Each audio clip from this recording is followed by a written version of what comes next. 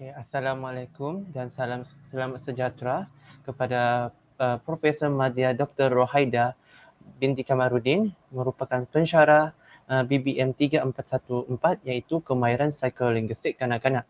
Saya Muhammad Azizul bin Asri bernombor matriks 204110 akan membentangkan berkaitan dengan konsep psikolinguistik.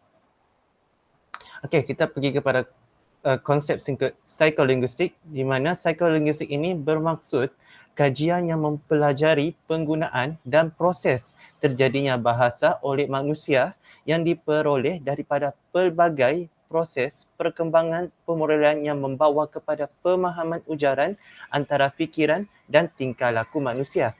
Oleh itu, berdasarkan konsep tersebut, terdapat dua bidang ilmu yang digabungkan menjadikan satu bidang baru iaitu bidang psikolinguistik. Dua bidang tersebut ialah bidang psikologi dan bidang linguistik, di mana bidang linguistik ini dimasukkan ke dalam psikologi dan terjadilah bidang baru iaitu bidang psikolinguistik. Okey, maksud psikolinguistik menurut para sarjana pula, salah satunya ialah berdasarkan konsep Buck pada tahun 1964 mengatakan psikolinguistik merupakan satu bidang ilmu yang mengkaji bagaimana pengguna bahasa membentuk, membangun atau memahami setiap perkataan yang diperoleh. Manakala menurut Chair pada tahun 2003 mengatakan psikolinguistik menghuraikan proses-proses psikologi yang berlangsung jika seseorang mengucapkan kata-kata yang didengarnya pada waktu berkomunikasi dan bagaimana kemampuan bahasa diperoleh manusia. Dan yang terakhir ialah menurut Langacre pada tahun 1968 mengatakan bahawa psikolinguistik merupakan satu penelitian yang berkaitan dengan perilaku linguistik iaitu penggunaan atau perbuatan dalam berbahasa. Okey, kita beralih kepada tujuan kajian psikolinguistik di mana psikolinguistik ini bertujuan untuk mengkaji faktor-faktor psikologi dan neurobiologi yang membolehkan manusia memperoleh, menggunakan dan memahami bahasa, di mana ia meliputi proses kognitif yang membolehkan penjanaan ayat-ayat tata bahasa dan bermakna, dan hasilnya membolehkan pemahaman pernyataan perkataan, teks dan sebagainya.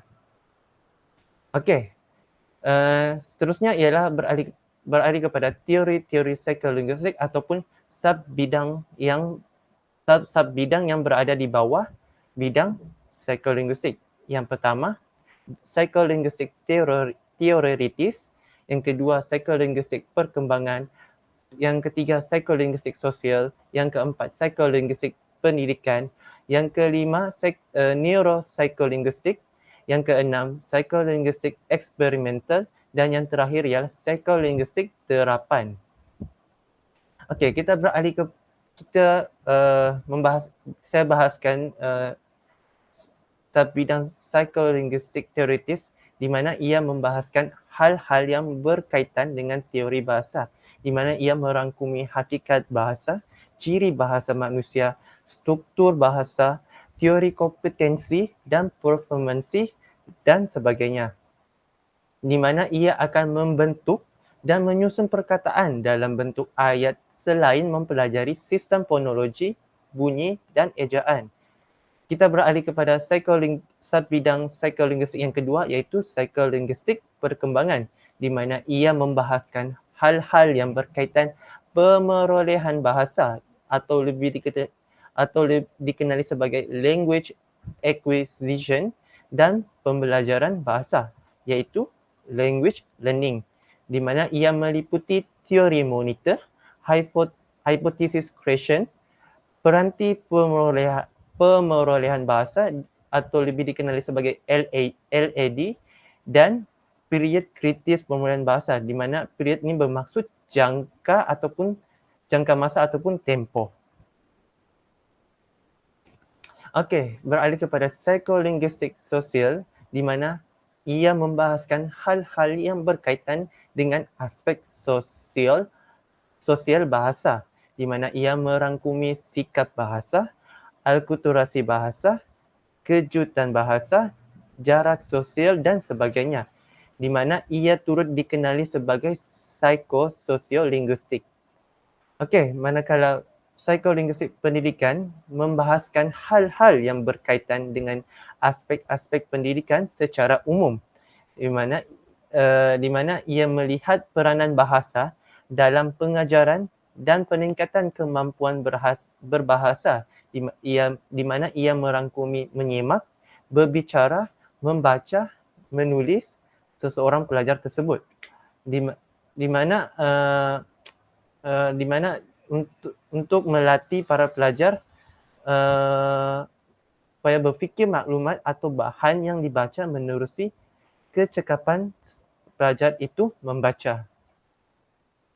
Okey, beralih kepada neuropsycholinguistik, di mana ia membahaskan hal-hal yang berkaitan dengan hubungan bahasa dan otak manusia, di mana ia termasuklah pemilihan hemisfera yang berkaitan dengan kemampuan berbahasa dan masalah yang melibatkan kebahasaan.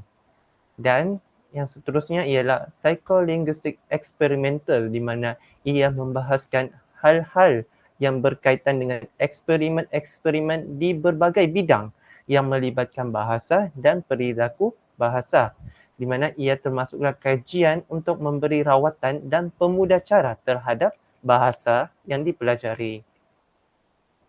Dan yang terakhir ialah psycholinguistic terapan, di mana ia membahaskan hal-hal yang berkaitan dengan penerapan penemuan ke-6 subdisiplin ataupun subbidang psikolinguistik yang yang terdapat sebelumnya dalam bidang-bidang tertentu.